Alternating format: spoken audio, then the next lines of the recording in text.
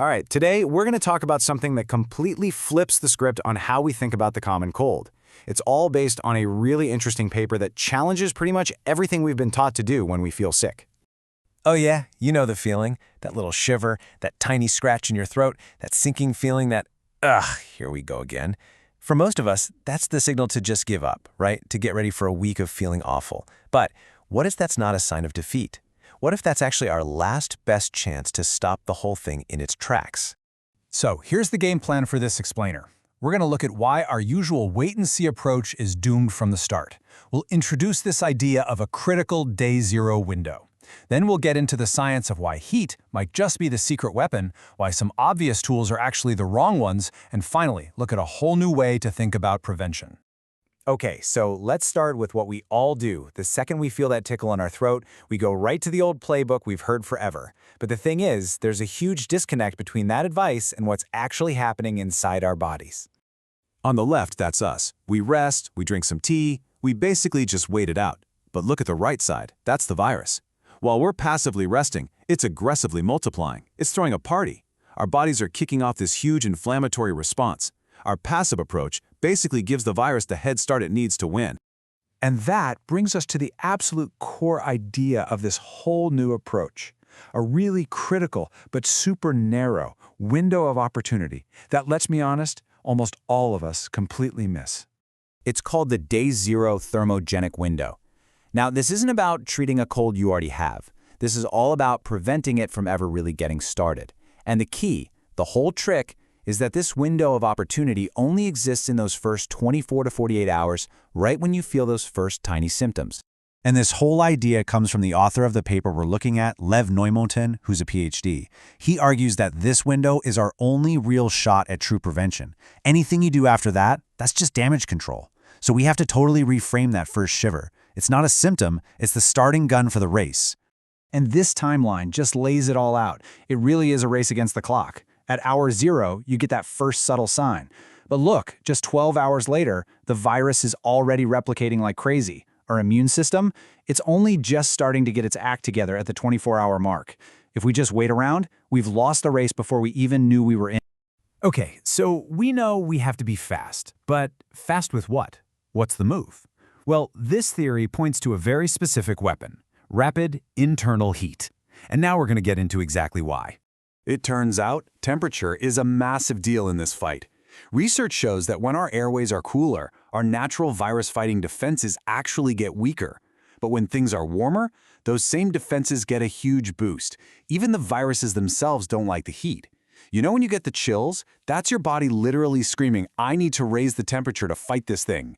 The whole strategy here is to help it do that, on purpose and fast. And this is a really important distinction. Just staying warm under a blanket is passive, it's slow. By the time your body temperature finally starts to creep up, the virus has already dug in and set up camp. What we're talking about here is an active, rapid intervention, generating heat from the inside fast enough to change the battlefield before the enemy can even get a foothold. Now, right about now, you're probably thinking, okay, heat, I get it. I'll just go for a quick jog. But, and this is a big but, that might be the absolute wrong tool for this very specific job. This table really breaks it down. For something to work in that Day-0 window, it has to be fast, it has to be super accessible, and it has to match how you actually feel. A jog? It's slow to generate real internal heat. It depends on the weather, and let's be real. Who has the motivation to go running when they feel a cold coming on? It just doesn't line up with reality. So if going for a run is out, then what kind of tool would actually work? Well, the paper argues that for any tool to be effective, it has to check 4 non-negotiable boxes. These are basically the rules of the game. 1, it has to be immediate. You can use it the second you feel that tickle.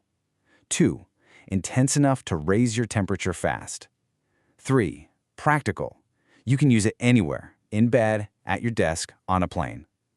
And 4, compliance. It has to be something you'd actually do when you feel run down.